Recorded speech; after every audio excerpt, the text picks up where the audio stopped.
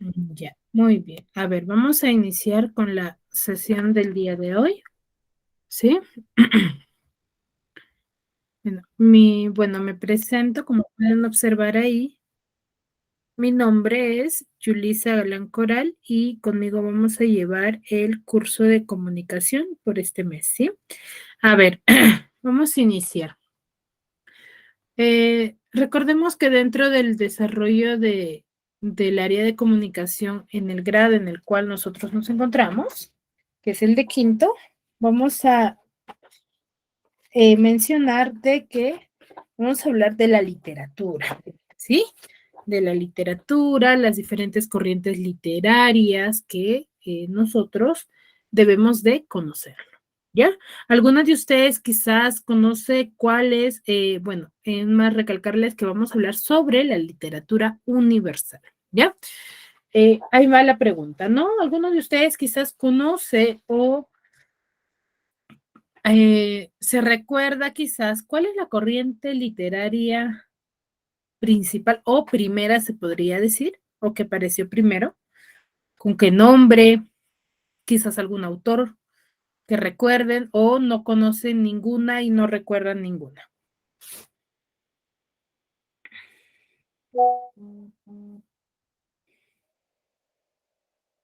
Chicas, chicos, ¿alguno de ustedes recuerda o no tiene ningún conocimiento respecto a lo que les he mencionado?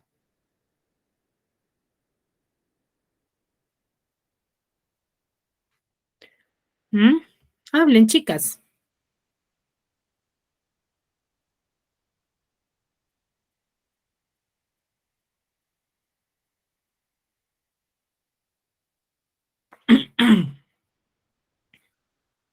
¿Ninguna?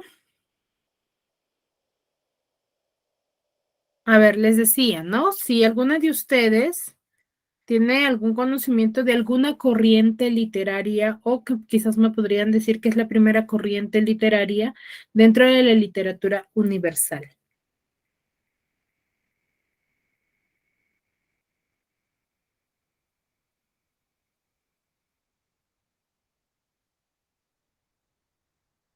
¿Mm? ¿Ninguna?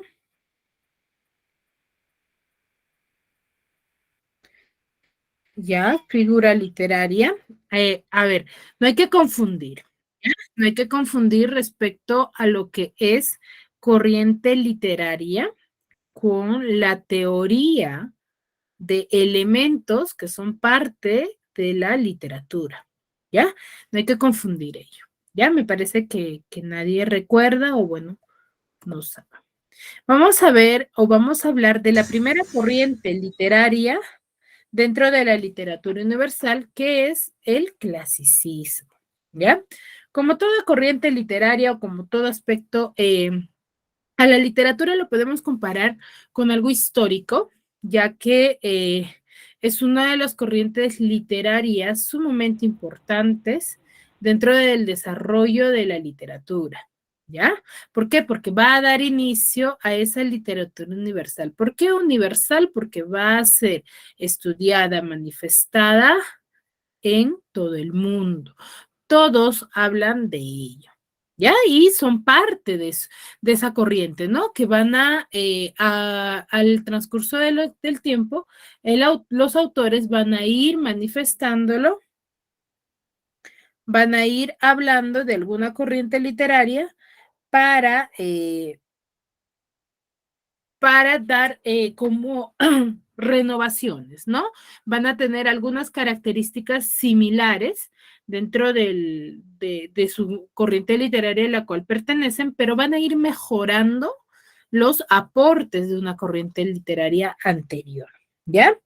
En ello consiste cada uno, ¿no? Por eso van a ir de tiempo en tiempo,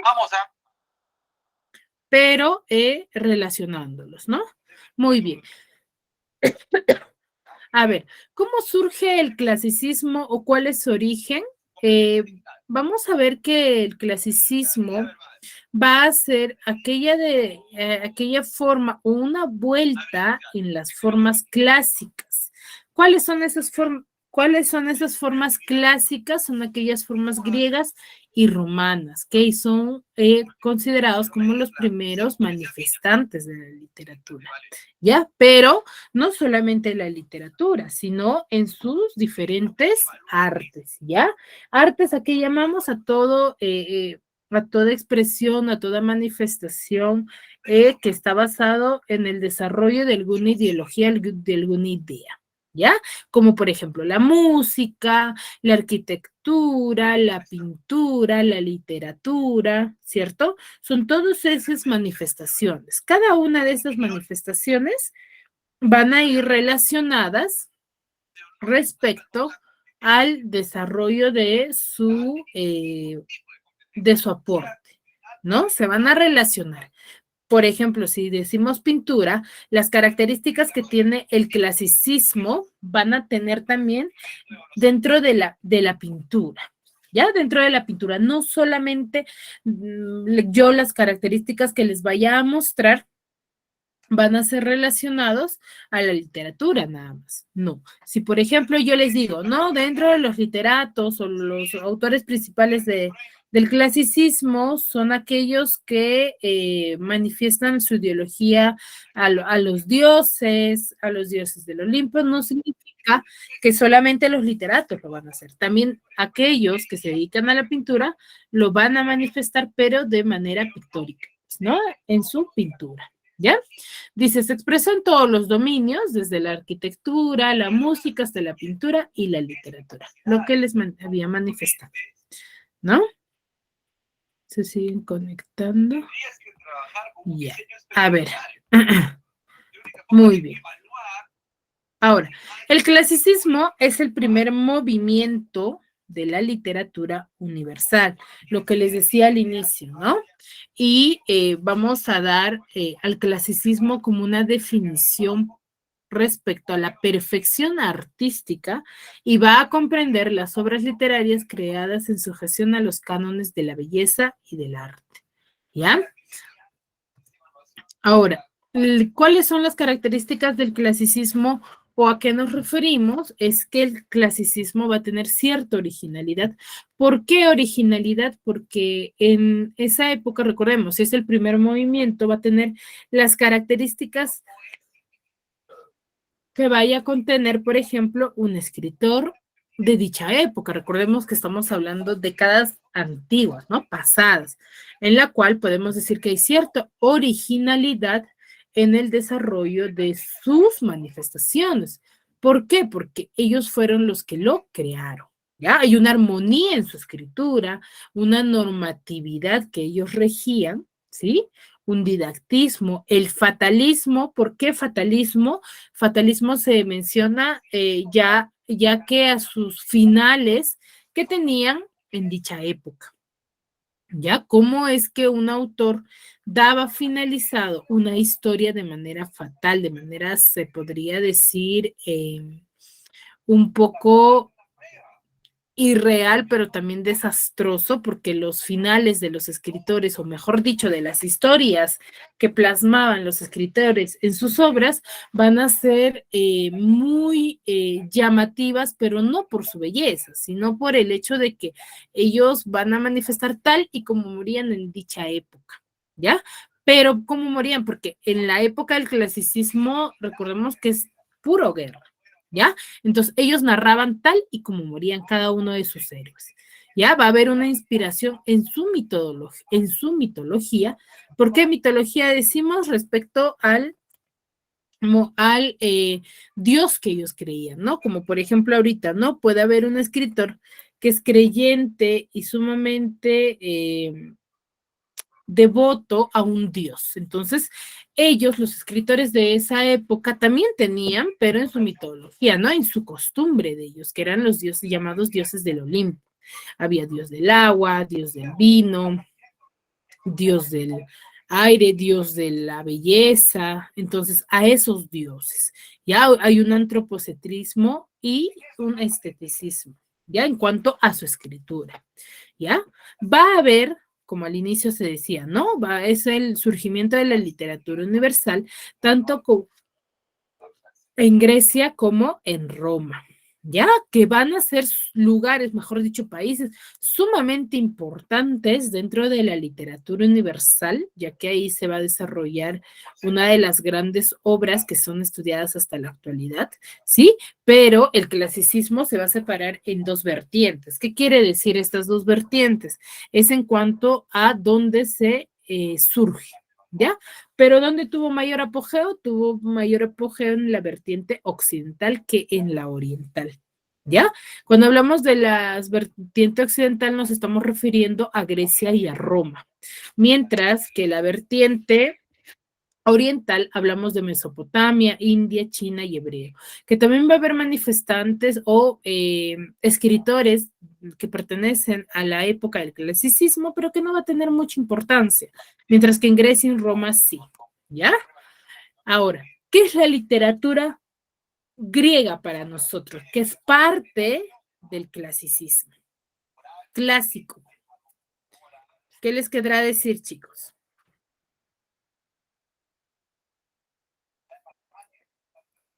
¿Mm?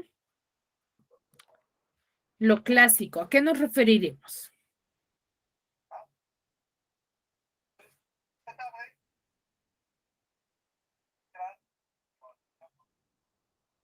¿Mm?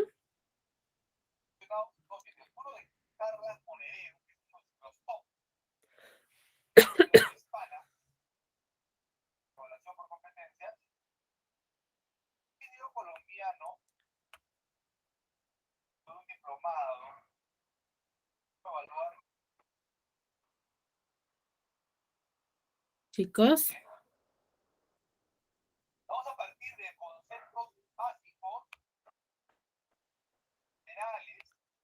¿me escuchan?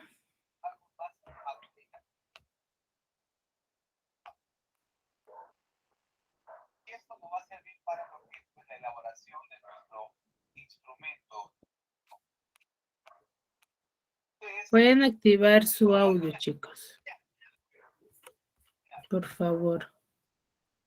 Y si pudiesen hablar, mucho mejor. No se escucha, me dicen. ¿No se escucha nada, chicos? ¿O me escuchan muy bien? ¿Mm? ¿Me están escuchando? Flor, ¿levantaste la mano? Activen su audio nomás, chicos. Me parece que no desean hablar o estarán durmiendo. ¿Mm? Buenas tardes, mis ingresé un poco tarde en sí. Dime, Flor, a ver. No escucha bien. Creo que mi internet está mal o no lo sé. A ver, de todo su internet, todos, a ver, ¿quiénes me escuchan bien y quiénes no? Me podrían decir que ese sea mi internet. En todo caso, para poder yo apagar la cámara y me puedan escuchar mucho mejor, ¿ya? Porque a veces, como está lloviendo por acá, Profesora, quizás sea eso. yo sí le escucho bien. Ay, entonces debe ser el internet de su compañera. Flor, si puedes salir y volver a ingresar, no hay ningún inconveniente. Sí, pero si me llegan a escuchar la gran mayoría mal, me informa, por favor, ¿sí? Porque está lloviendo y me parece que la red está mal. Acá me sale un anuncio que mi red está mal. Entonces espero que no sea eso. Y se está mejorando un poco. Tal vez ya está escuchando. Ya les preguntaba a ustedes para poder pasar al siguiente tema.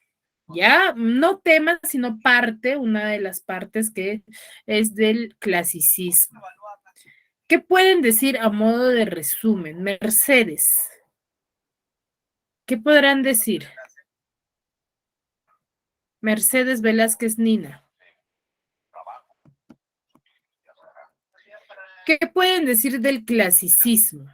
¿Cuál es una característica fundamental principal? ¿Mm? Esa es la pregunta, Mercedes. ¿Qué me puedes decir del clasicismo? Tú, con tus propias palabras, no en base a lo que me has comprendido o entendido.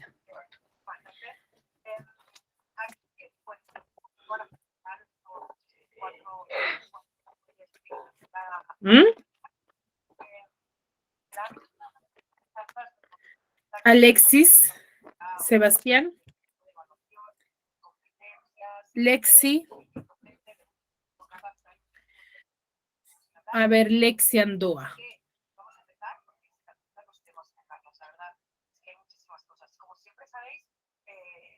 Lexi Andoa. ¿Qué puedes decir del clasicismo?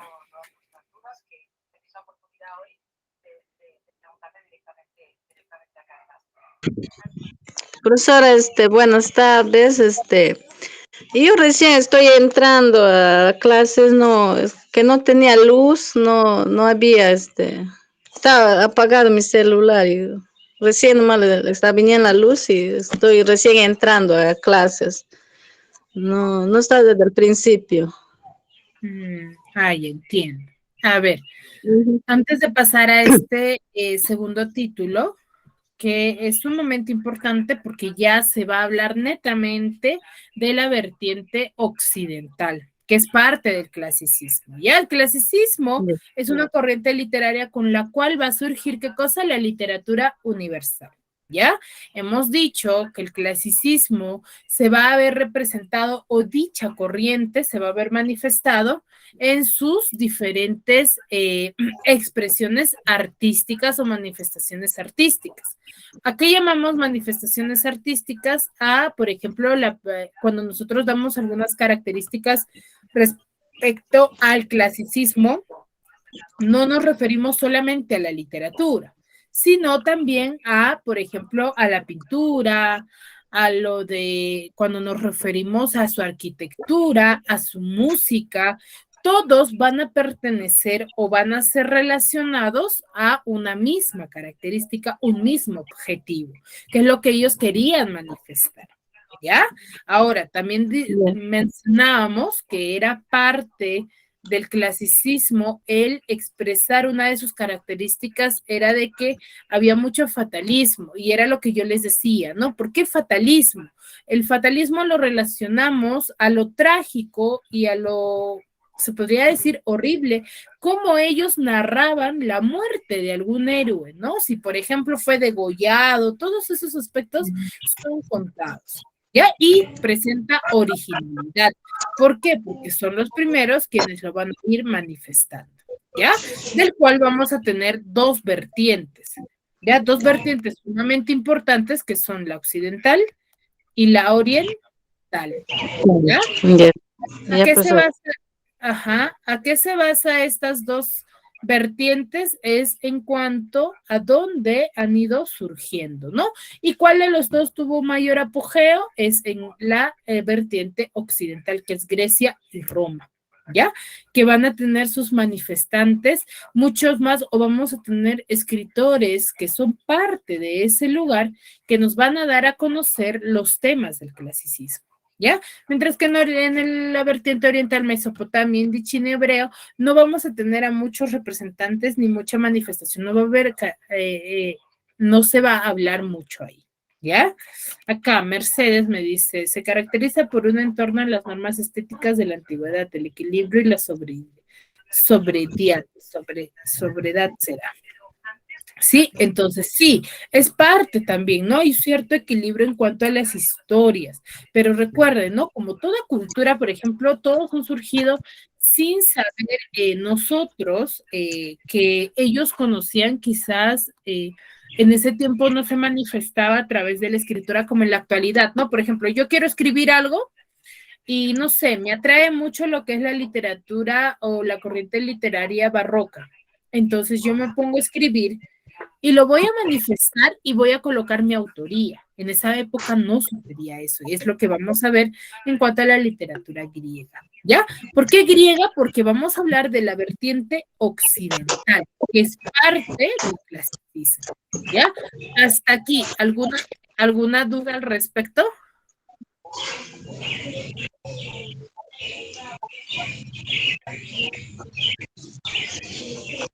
¿Alguna duda al respecto hasta aquí, chicos? No, Miss.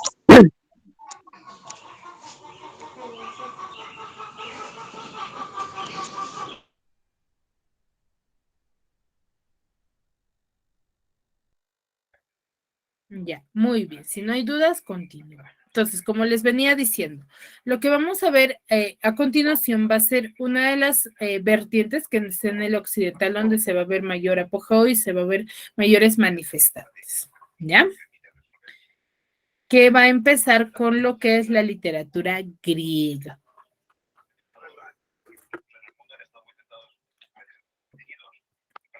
A ver, dice, la literatura griega, ¿no? ¿Cuándo surge la literatura griega? Va a surgir en el siglo IX, ¿ya? En Occidente. Por eso pertenece a la vertiente occidental en Grecia, ¿ya? ¿Durante qué edad? Durante la Edad Antigua.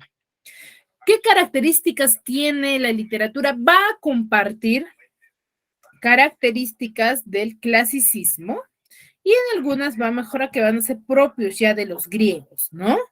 Entonces, ¿qué es? Es racionalista. ¿Por qué llamaremos racionalista? A ver, alguien que quizás me pueda mencionar. ¿Mm?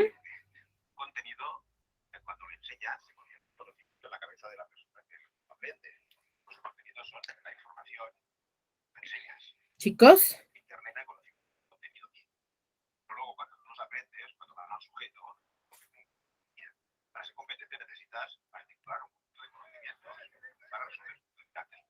¿A qué llamaremos que los escritores de la literatura griega van a ser racionalistas? ¿Mm? Van a ser relacionados, ¿por qué? Porque van a estar basados en ¿qué? En la razón. Un fatalismo, ya les expliqué por qué, también es parte de la literatura griega. Un antropocentrismo y antropomorfismo. Cuando hablamos de antropocentrismo y antropomorfismo, nos referimos en cuanto al desarrollo de lo divino a lo terrenal respectivamente, ¿ya? Va a haber una búsqueda de la belleza, una búsqueda de la perfección del ser humano, ¿ya? Y el artista va a ser adicto a lo intelectual, a lo razonable, ¿ya? A la filosofía. Ahora, dentro de la literatura griega va a haber 3 épocas, se podría decir, o 3 etapas, ¿ya? Como bien sabemos, surge en el siglo IX antes de Cristo, sí, pero va a haber 3 épocas donde se van a manifestar sus diversas expresiones o las corrientes, mejor dicho, los aportes que cada cierto tiempo tenía. Por ejemplo, cuando inicia nada más en su época de apogeo, donde ya hay mayor importancia, hay mayor relevancia en cuanto a su historia. Sí, se va a hablar mucho más que su época de apogeo y en su época de decadencia, cuando ya casi se va a dejar este estilo en manifestarse, ¿ya? Tenemos la época o la etapa del jónico o arcaico, llamado así, porque es la época del origen. ¿Ya? La época del origen ¿de qué? De la literatura griega. Aquí va a ser la época de los aedos y rapsodas. ¿Quiénes serán los aedos y rapsodas? ¿Alguien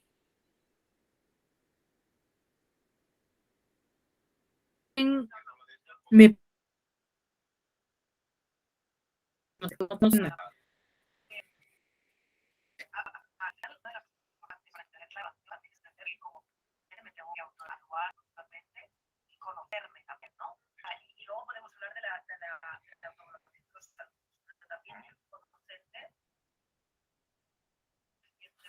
Chicas,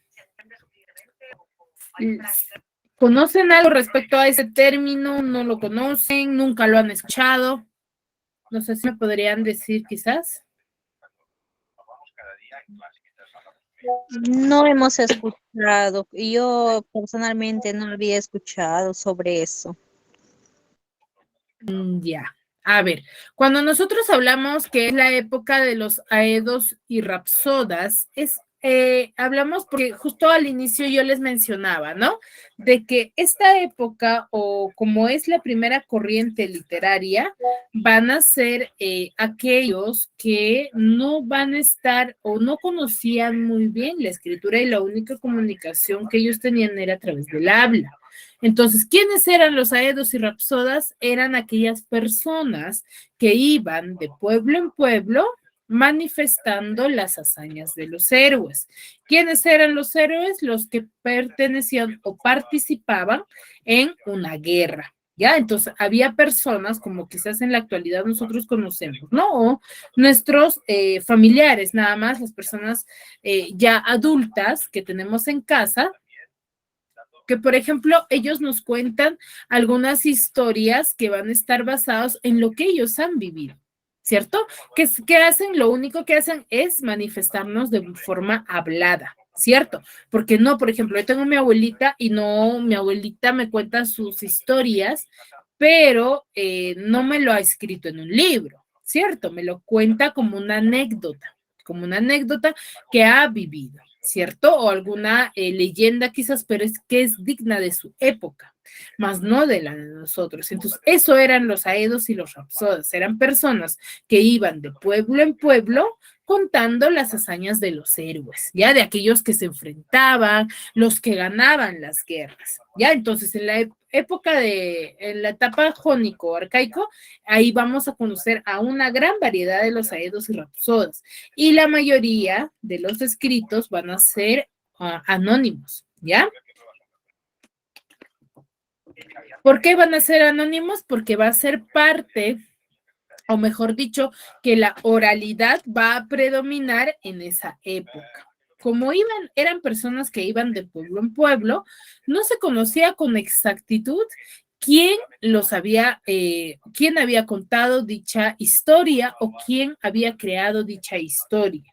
Entonces, por eso son anónimos, ¿no? Porque, por ejemplo, a mí me contaban algo, una persona X, pero yo iba a otro pueblo y lo contaba y así sucesivamente pasaba, pero nunca nadie sabía si la persona que te contó era el autor o simplemente también le habían contado a él, ¿cierto? Por eso eran anónimos. Se conoce muy poco de los escritores de esa época. ¿Ya? Va a haber dos géneros literarios que van a ser parte de la etapa de la época del jónico, que es en el origen, que va a ser lo épico y lo lírico. En lo épico vamos a tener a dos autores, ¿ya? Que va a ser Homero y Hesíodo, y en lo lírico vamos a tener a Safo y a Píndaro, ¿sí? En la época del apogeo, donde ya se va a concientizar, se va ya a haber estudiado mucho más y se va a tener conocimiento de los quizás algunos escritores, donde se va a tener mayores obras literarias, va a ser en la época del Ático, ¿no? En la época del clásico, ¿ya? Que va a coincidir con el siglo de Pericles. Ahí va a aparecer el género dramático. ¿Con quién? Con Sófocles y Aristófanes, ¿ya? En la época del alejandrino o helenístico es la época de la decadencia, cuando ya las manifestaciones de la literatura griega, se podría decir, de la literatura clásica, van a ir cayendo, ¿no? Ya se va a hablar muy poco de dicha literatura, dichas características, ¿sí? Se va a hablar muy poco ya de ello, va a haber pocos escritores que van a querer hablar de eso, ¿no? Entonces, es la época del alejandrino o helenístico, que vamos a tener a Menandro y a Teócrito, ¿no? Donde ya se va a dejar de lado un poco lo que son las características de la literatura griega o aportes de la literatura griega, ¿ya? Ahora, vamos a hablar dentro de la literatura griega, vamos a tener a Homero, que es uno de los máximos representantes de la literatura griega, del cual, como les decía, ¿no? Como va a estar conformado de rapsodas y aedos, este autor en base a las historias o los estudios que se hizo, se dio por concluido que Homero era uno de los mejor dicho, escritores buenos que había en dicha época y escribió una de las obras sumamente importantes de esa época, ¿no? Entonces se le designa ese nombre, pero es muy poco la información o la biografía ¿qué se conoce de él, no? Porque son muy pocas personas quienes manifestaban o decían que lo habían conocido y que él repetía la historia en dicha época, ¿sí? Ahora, ¿quién era Homero? Homero va a ser un anciano ciego que, por supuesto, se manifiesta en la historia que él tenía otro nombre, ¿sí? Pero ¿por qué se le coloca a Homero? Porque pierde la vista. Ya pierde la vista y él, en Grecia se mencionaba a los que perdían, o mejor dicho, no podían ver como Homero, ¿ya? Entonces se le designa ese. Es una persona quien cantaba poemas, ¿ya? Se manifestaba a través de cánticos, ¿ya? Los contaba. ¿Quién es la madre de Homero? Se dice que la madre de Homero es Creteis, ¿ya? En el cual, en el transcurso de la historia, parte de la biografía que se narra de Homero, que es muy poca en sí, se cuenta, hay una pequeña parte en el que nos dice de que Homero escribe la obra La Odisea, que es de la cual vamos a hablar, en la casa de su amigo mentor, porque él se va de visita a dicha casa, ¿no? Y ahí es donde concibe esa idea y empieza a escribir, ¿ya? Pero en Colofón va a perder la vista, ¿ya?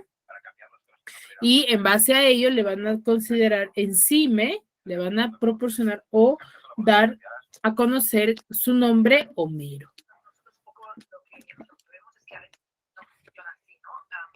¿Ya?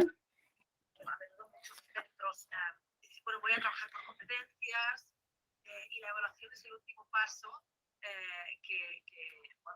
es una necesidad que entonces ya sí que se ve, bueno, estoy trabajando. Sí, a ver, entonces, eso es un poco o un extracto de lo que es la biografía de Homero. Se conoce, como les digo, muy poco de él, ya que no se da a conocer muchos aspectos biográficos, ¿sí? Muchos aspectos biográficos de él, ¿ya?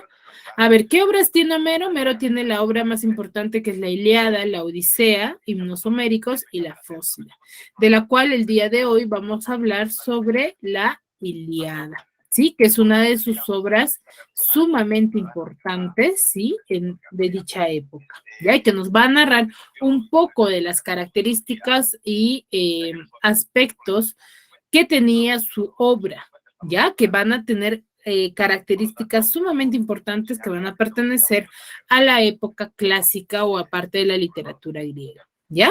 La Ilíada se va a dividir en 24 cantos, ¿ya? Todos van a ser escritos en cantos, en versos, como de poemas, ¿sí? Va a haber un narrador omnisciente, no va a estar presente, no va a ser una persona no va a haber ese narrador que dice, ¿no? Y sucedió tal cosa, ¿cierto? Entonces no va a haber eso, va a ser un narrador omnisciente, va a haber un narrador lineal, ya va a tener una secuencia lógica, va a haber presencia de comparaciones y símiles. ¿Qué son estos? Cuando al inicio yo preguntaba respecto a quizás si conocían lo que es la literatura clásica, uno de sus compañeros me dijo las figuras literarias y no. Ya, las figuras literarias son estudios que se hacen a la palabra y cómo se expresa dentro de una obra o poema. ¿Ya? Entonces, una de esas figuras literarias es el símil o comparación, ¿ya? En el cual, ¿por qué dice presencia, comparaciones y símiles? Porque dentro de la obra de la Ilíada va a haber mucho de esta figura literaria porque se va a comparar quizás al ser humano con un dios, al aspecto de un ser mitológico, o sea, va a haber cierta comparación. ¿Ya? Detalladas descripciones en cuanto a qué, en cuanto a la forma de sus personajes, cómo ellos eran, cómo se manifestaban, ¿sí? Cuáles eran las expresiones que ellos desarrollaban dentro de la historia. Eso todo se va a dar a conocer dentro de la obra literaria, ¿ya?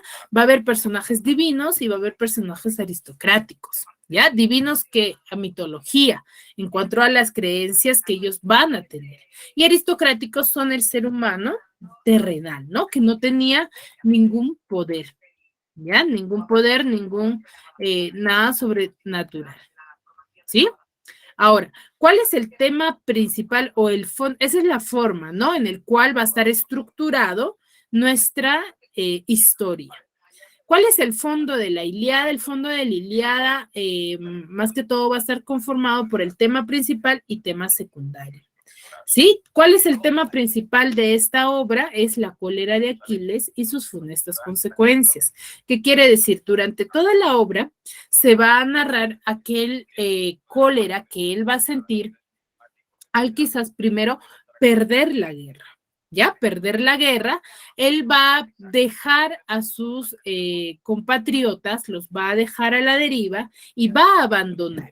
En tanto a ese abandono va a perder en la guerra porque los troyanos van a matar a uno de sus mejores amigos, lo va a matar y va a tener esa cólera él porque lo confunden los troyanos pensando que él era Aquiles, ¿ya? Y lo matan. Pero cuando Aquiles va en busca de su cuerpo, de su mejor amigo, no lo desean entregar en cuanto va a surgir la cólera de él, ¿no? Y va a buscar venganza. Y lo cual sucede lo mismo con el hijo del rey. Él va a matar al hijo del rey, Aquiles lo mata y hace lo mismo que los troyanos hicieron con el cuerpo de su amigo, ¿no? Patroclo.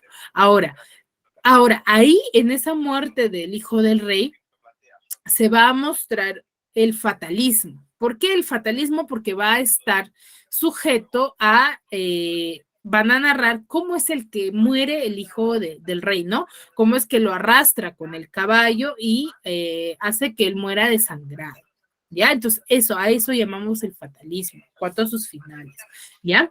Ya que todo es narrado en guerra, pues, ¿no? Y en las guerras, si bien como nosotros podemos manifestar, es que va a tener muchas de las representaciones trágicas.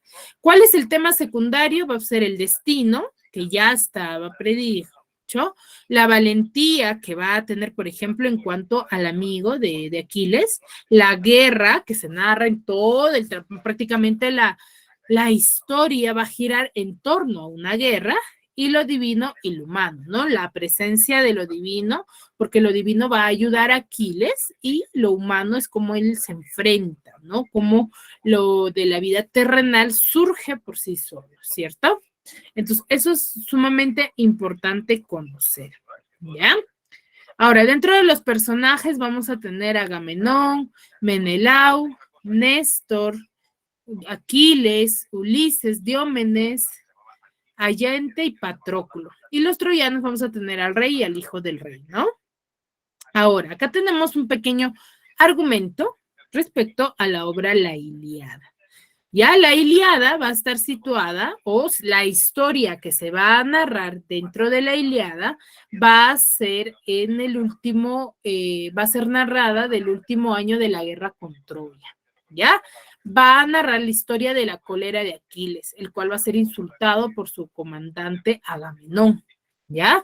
Él es insultado y por ello que él abandona a los griegos, a sus compatriotas, los abandona y en el cual los griegos van a empezar a sufrir terribles derrotas, ¿no? Porque ahí el que manejaba la espada, el que era mejor, se podría decir guerrero, era Aquiles, ¿ya? En el cual Agamenón, en base a ver estos aspectos, va a querer reconciliarse con Aquiles, pero Aquiles va a rechazar todos los intentos de reconciliación, ¿ya? Va a rechazar porque claramente se fue sumamente sentido, ¿no?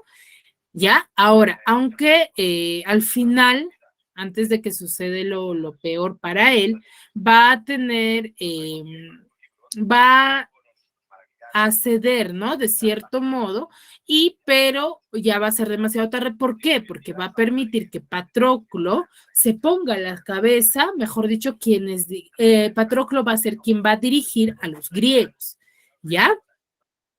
Ahora, va a hacer eso mientras que, ¿cómo es que muere Patroclo? Patroclo muere en cuanto, como él se pone a la cabeza, él va a dirigir a los griegos, va a colocarse, es lo que se narra dentro de la historia, la vestidura de Aquiles. Por eso es que lo confunden a Patroclo, ¿ya? Y va a morir en ese combate, ¿no? Aquiles es en cuanto ahí surge la cólera, ¿no? De él, se va a llenar de furia y de rencor, en el cual va a dirigir su odio a los troyanos. ¿Quién era el líder de los troyanos? Era Héctor, que es hijo del rey Priamo, ¿ya? En el cual al enfrentarse con Héctor, Aquiles lo va a matar en el combate que van a tener y va a hacer lo mismo, ¿no? Porque este es un pequeño resumen en el cual no se especifica, ¿no? Pero el rey Priamo no quiso entregarle el cuerpo de Patroclo a Aquiles, entonces en base a la muerte de Héctor, el rey va y pide también el cuerpo de su hijo Héctor a Aquiles, pero Aquiles no lo entrega. ¿Ya? En un inicio, al ver demasiada súplica, recién ahí le va a devolver el cadáver de Héctor a Priamo. ¿Para qué? Para que lo entierre, ¿no? Y de esa manera concluye la historia, pero la muerte de Héctor es sumamente trágica, fatalista, que nosotros vamos a ver en la historia, en la obra más que todo, ¿no? Porque recuerden que dentro de la literatura griega está llena de descripciones, ¿no? De características, ¿ya? De cada uno de sus personajes y los eventos que sucedían en dicha época, ¿ya? Muy bien, hasta aquí me dejé entender.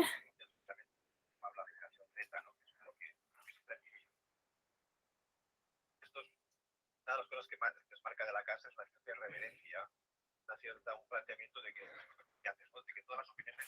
Hasta aquí me dejo entender, chicos. Sí, profesora. Sí, profesora. ¿Hay alguna consulta? ¿Hay alguna consulta, alguna duda para poder? Les voy a mostrar un pequeño video respecto a lo que era lo que les he narrado, ¿no? Para que lo puedan comprender mucho mejor también, ¿sí? Respecto a lo que es la Ilíada. Ya me dicen si se escucha, por favor.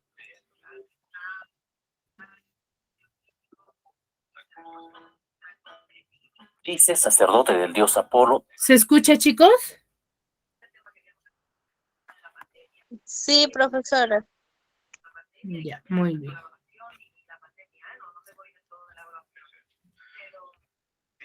Se dirige.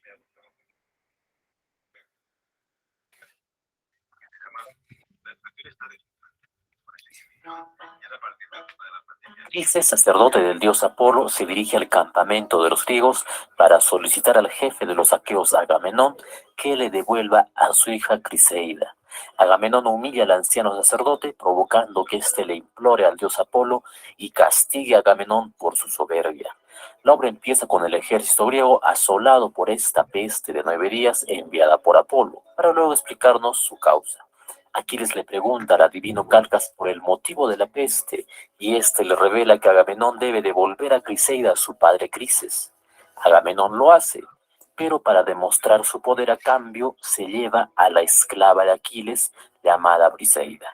Aquiles es ofendido ante el rapto de su esclava Briseida, entra en cólera y se retira de la batalla. Los troyanos, encabezados por Héctor, logran hacer retroceder a los griegos, que revela que Agamenón debe devolver a Criseida a su padre Crises. Agamenón lo hace, pero para demostrar su poder a cambio se lleva a la esclava de Aquiles llamada Briseida. Aquiles es ofendido ante el rapto de su esclava Briseida, entra en cólera y se retira de la batalla.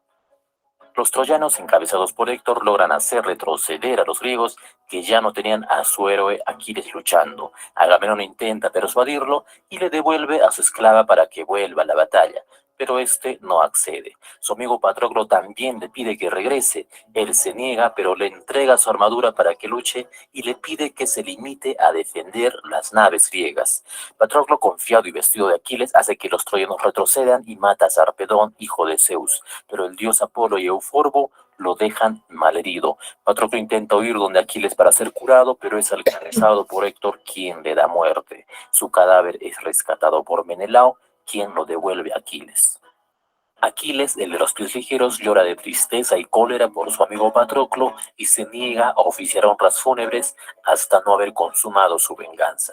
Así que emprende su lucha con una nueva armadura forjada por Hefesto a pedido de su madre Tetis.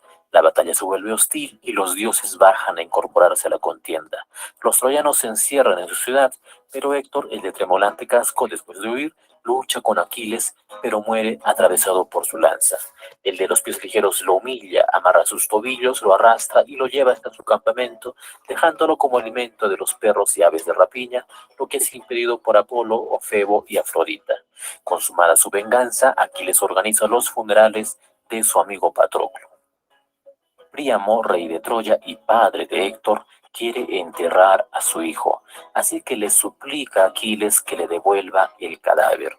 Después de insistir e inclinarse, sus palabras conmueven a Aquiles, quien finalmente accede. Los solemnes funerales de Héctor se realizan y con esta escena termina la obra. No se narra en la Ilíada el episodio de la manzana de la discordia en el que las diosas Hera, Atenea y Afrodita le piden al mortal y troyano París que elija a la más bella. París elige a Afrodita porque ésta le ofrece a la mujer más bella del mundo, que era Helena, esposa de Griego Menelao y hermano de Agamenón. París la rapta, pues Afrodita se la ofreció y se origina la guerra de Troya. Este mito es narrado por Ovidio. Como puedes ver, la literatura clásica gira alrededor de su mitología, incluso se plasma en su cerámica. La Ilíada proviene de la palabra Ilión, que es lo mismo que decir Troya. Como sabemos, esta obra es atribuida a Homero y es parte de la literatura clásica. Narra solo 51 días del último año de la guerra de Troya, que duró 10 años, y se centra en la cólera de Aquiles y sus consecuencias. Su género es el épico y su especie la epopeya. Se compone de 24 rapsodias escritas en hexámetros que son compuestos por 6 pies. Este es un tipo de verso griego o latino. Además destacan los epítetos disímiles. Su narrador es omnisciente, ya que todo lo sabe y todo lo ve. Podemos dividir los personajes en dos bandos, el de los griegos y el de los troyanos, ambos conformados por dioses y héroes. Lo que acabamos de narrar fue solo un cortísimo resumen, pues en la obra intervienen más acciones y personajes. Cuando lo leas, quizá al inicio su lenguaje y personajes sean un poco confusos, pero mientras vas avanzando, esto deja de ser un problema y su ritmo se mantiene. Recuerda que al momento de abrir sus páginas, estás ante una de las obras literarias más antiguas e importantes de la humanidad. Gracias por ver este video. Si te ayudó, pues... Muy bien. Entonces, acá se narra, en el video nos dan un poquito más de características respecto a lo que es la historia en sí, ¿no? De la Ilíada y por qué está caracterizado, ¿no? Recuerden que acá nos manifiesta que son algunas, por ejemplo, la historia que no se narra dentro de la Ilíada es un mito que sucedió antes de que inicie la historia, ¿cierto? ¿Cuál era? A ver, los que estuvieron atentos. ¿Cuál es ese mito que no se narra dentro de la historia?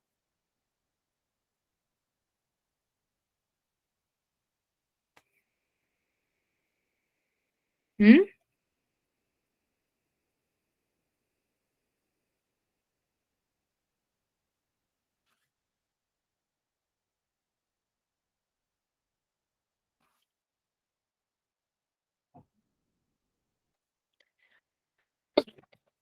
¿Nadie estuvo atento? Maribel, Flor, Mercedes, Analí, Alexis.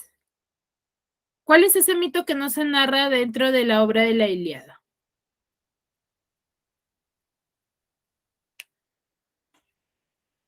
¿Mm? ¿Cuál es ese mito?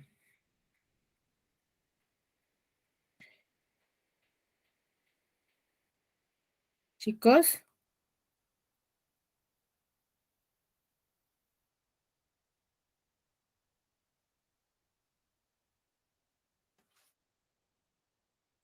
¿Mm? Flor, Analí, Mercedes, Lexi Andoa.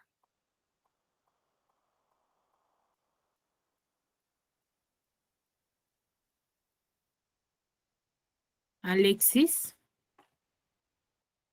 Chicos, hablen. Bueno, a ver, recordemos, sí, la historia o el mito que no se narra dentro de la historia y en sí, que es sumamente importante. ¿Por qué? Porque nos va a narrar. un aspecto sumamente importante de cómo surge la historia, ¿sí? Y cómo surge este argumento, ¿sí? La Ilíada es una de las obras que se va a manifestar en esa época por los aedos y rapsodas, ya que se iba contando esta hazaña que Aquiles tiene, que es conocido como el de los pies ligeros, ¿ya? Que se va a manifestar porque es quien da fin, ¿no? Casi, o se narra prácticamente en la Ilíada el desarrollo de la finalización de una guerra, ¿ya? Que es la guerra de Troya, ¿ya? Ahora, ¿cómo es que surge todo ello? Ahí se narra cada uno de los aspectos sumamente importantes que van a ser durante todo el transcurso de la historia, ¿ya? Cómo es que sucedían para los clásicos o griegos también, el que haya obras que narraban sobre sobre las guerras van a ser sumamente comunes, ¿no? Que para ellos va a ser normal que se manifieste de esa manera. ¿Ya? Ya no va a ser como algo que digan, ¿no? Cuándo sucedió o cómo sucedió, sino que ellos van a estar sumergidos a ese tipo de historias, ¿sí? Muy bien, entonces, hasta aquí, chicos, ¿alguna pregunta, alguna duda? ¿Algo que no les haya quedado claro? ¿O todo ha quedado claro? ¿Dos? Tienen que hablar, chicos. ¿Ya? Porque si no, no podemos avanzar. ¿Sí? A ver, entonces, recapitulemos, ¿sí? Para concluir. El clasicismo es una de las primeras corrientes literarias de la literatura universal, ¿ya? Que va a tener su origen, ¿sí? En el siglo IX, dijimos, y que va a contener ciertas características dentro de sus diferentes expresiones artísticas. Tengan en cuenta ello. Ya va a haber una originalidad porque ellos son los que lo desarrollan en un inicio, una armonía, se van a regir en una normatividad, un didactismo en cuanto al desarrollo de sus historias y un fatalismo en cuanto a cómo se contaban sus historias. Va a haber una inspiración en su mitología y eso lo vemos al inicio de la historia, ¿no? Cuando nosotros vimos que al inicio hay una guerra entre los dioses del Olimpo, que se les considera de esa manera, los dioses del Olimpo que hacen que surge esta guerra, ¿ya? Ahora va a haber un antropocentrismo y un esteticismo, ¿ya? Eso es dentro de la literatura clásica. Dentro de la literatura ya griega, recordemos que va a haber un antropocentrismo y antropomorfismo, que es en lo divino y en lo terrenal. ¿Ya? Y su fatalismo, claro está, ¿no? Va a tener un poco del clasicismo que van a ir mejorando en cada una de sus etapas, ¿sí?